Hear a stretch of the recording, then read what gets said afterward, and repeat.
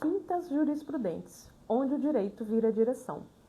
Hoje, pessoal, eu vou falar com vocês sobre uma lei muito importante, a lei do superendividamento, tá? E é uma lei que pode ser aplicada para qualquer cidadão brasileiro, né? Mas eu vou falar especificadamente para servidor público e para aposentado ou pensionista do INSS, ou seja, qualquer beneficiário do INSS que esteja sendo atingido pelo superendividamento. Eu já peço aqui desde o início que vocês que estão assistindo enviem esse link para seus colegas servidores públicos, para os seus grupos de servidores públicos ou de concurseiros, porque é algo que atinge todos vocês.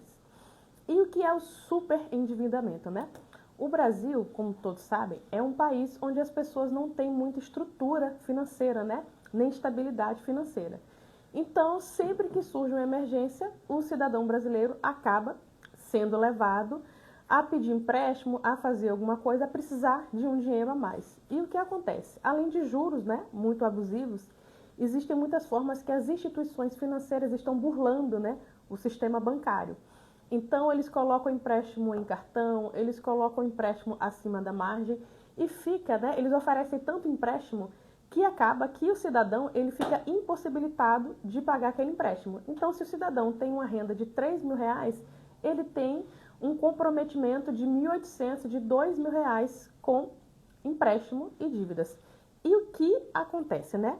A lei brasileira só permite que 30%, o máximo, né, é até 30% da renda do trabalhador, da renda fixa do trabalhador, pode ser comprometida com empréstimo e demais questões bancárias. Então, se o cidadão recebe R$3.000, o máximo que ele pode ter de empréstimo, de margem de empréstimo, é R$900. E muitas vezes é muito mais do que isso, a gente sabe como funciona.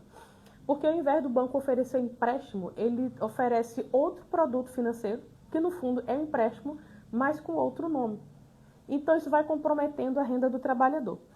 E a lei de superendividamento veio para ajudar tanto o trabalhador quanto finalizar isso. Por quê? O trabalhador ele pega R$2.000 de empréstimo, R$10.000 de empréstimo, ele paga 25.000 e o empréstimo não encerra nunca. Ou seja, são coisas assim absurdas. Então a lei do superendividamento veio para que o trabalhador consiga quitar esse empréstimo, ou seja, o banco não vai ter prejuízo, mas esse trabalhador também consiga viver com dignidade. E essa lei, né, é uma lei recente, é a lei 14.181 de 2021, que é uma lei que alterou o Código do Consumidor. Ou seja, é uma lei consumerista, que tem a ver, como eu falei, atinge todos os cidadãos brasileiros, mas hoje eu vou especificar no quesito servidor público, seja ele na ativa, né, seja ele aposentado ou beneficiário de algum regime de previdência, né, própria, ou o beneficiário do INSS, que é o pensionista, que é o aposentado. E esses empréstimos, né, são empréstimos consignados, são vários tipos de empréstimos que ultrapassam a margem, né? Essa margem, como eu já falei, de 30% da renda do trabalhador. E o que acontece, né? Há uma repactuação da dívida e quem faz essa ordenação é o juiz. Então, digamos que a pessoa tenha, né, uma renda de R$5.000. Eu vi há alguns dias, né, uma pessoa tem uma renda de R$9.000. Essa pessoa recebe menos de R$2.500. Então, assim, ela tem um comprometimento aqui de quase R$6.500 com empréstimo. É algo assim bem absurdo. É uma beneficiária do INSS. E como essa lei ela pode ser aplicada? Se a pessoa recebe R$9.000, o máximo que pode ser comprometido com empréstimo é 30% dessa renda. Então, seria R$1.800. O que é que essa lei faz? Essa lei pega todos esses empréstimos, calcula essa margem de R$1.800 e estende o prazo para pagar esse empréstimo. Ou seja, a pessoa ela fica, de fato, com 70% da sua renda volta para si. Não fica mais comprometida. E se for, né, pessoas acima de 65, acima de 70 anos, ou seja, se já foi idoso, ainda tem o estorno do pagamento que foi tirado, né, indevidamente dele. Porque se a renda dele está comprometida com mais de 30%, isso é ilegal, então ainda tem estorno. Tem casos que a gente, né, já viu de 90, 50 mil reais de estorno, porque foi pago indevidamente, já que estava fora da margem, além do dano moral. Aí, o que acontece? Tem a questão do mínimo existencial, né, como eu falei. 70% da remuneração é que hoje no Brasil é considerado o mínimo existencial. E é feito um plano de pagamento em até 5 anos desses valores, considerando esse mínimo existencial. Ou seja, calcula a questão de juros, calcula um novo parcelamento e a pessoa volta a receber uma remuneração cheia, né, digamos assim, já que estava tão reduzida a remuneração, volta a receber uma remuneração cheia e continua pagando esse empréstimo. Ou seja, o banco não leva um calote, mas só é pago de uma forma justa. Porque é muito comum a pessoa está passando por uma dificuldade, o banco chega e oferece um empréstimo, aquela pessoa aceita. Ela precisa comprar remédio, mas mês que vem ela vai continuar precisando pagar aluguel, pagando luz, pagando internet, fazendo compra de mercado. Só que o banco, né, tem uma tal do RMC, que é tipo um cartão de crédito, mas você sempre vai pagando o mínimo e você nunca quita. Na verdade, você fica com a dívida eterna.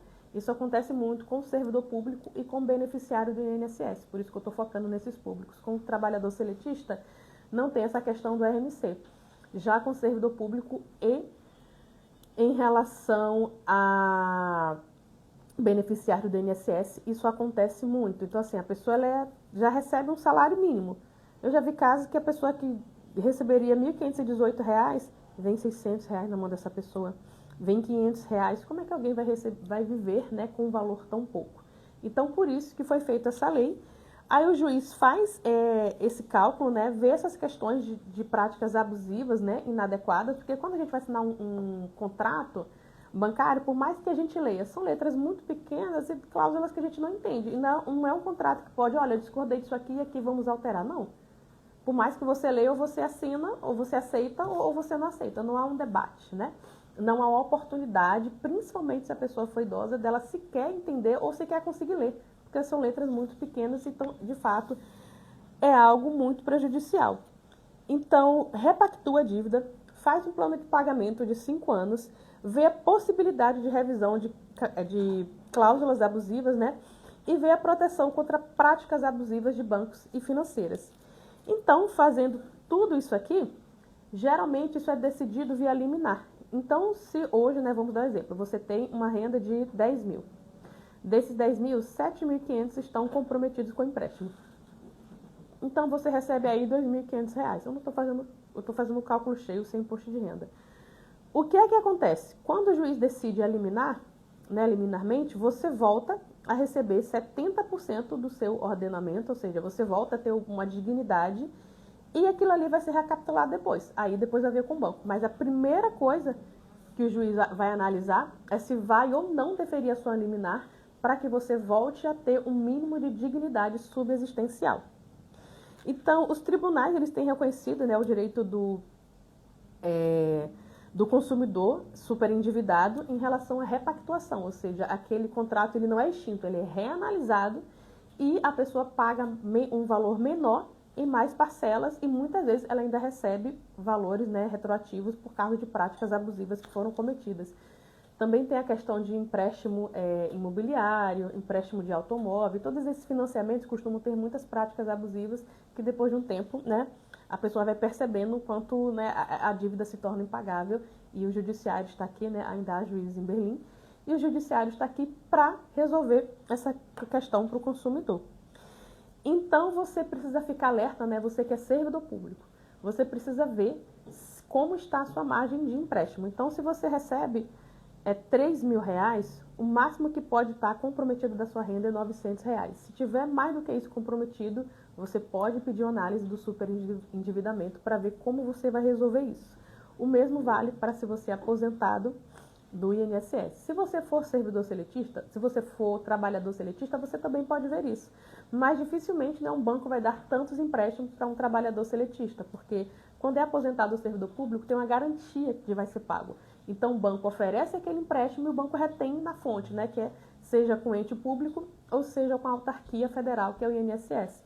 Então, por reter, né, pela possibilidade de reter, direto na fonte a remuneração daquele cidadão. Costuma isso acontecer mais com aposentados e beneficiários do INSS e também com servidor público. Mais uma vez, né, essa live vai ficar gravada, então você pode depois assistir, depois enviar para os seus colegas de trabalho, tudo isso aqui, e a gente também vai colocar no YouTube, tá? Então você precisa ver sinais de alerta, né, de superendividamento, guardar contrato, extrato, comprovante, apesar que geralmente tudo isso hoje em dia é online, né, então não tem grande dificuldade de conseguir isso. E se você perceber que você está passando por uma questão de superendividamento, buscar apoio jurídico para que consiga solucionar esse caso para você. Geralmente, via liminar, isso costuma ser resolvido. Então, assim, você que é servidor, né, ou beneficiário do INSS, você está super endividado, você não está sozinho, a culpa não é sua. O sistema financeiro acaba fazendo isso com você, ele te oferece uma facilidade para depois, né, você passar por essa dificuldade. Há mecanismos legais para negociar. Administrativamente costuma não acontecer, mas judicialmente, geralmente em 3 semanas a 2 meses no máximo, os juízes costumam conceder a liminar e você volta a ter aquele respiro, aquele ar, né, de que vou conseguir viver com dignidade de novo, uma dignidade que torna para você e para sua família. E essa foi mais uma quinta jurisprudente, onde o direito vira direção. Até a próxima. Relembrando que a live vai ficar salva. Se você tiver alguma dúvida, pode colocar aqui que nós vamos te responder. Boa tarde, tchau, Deus abençoe vocês.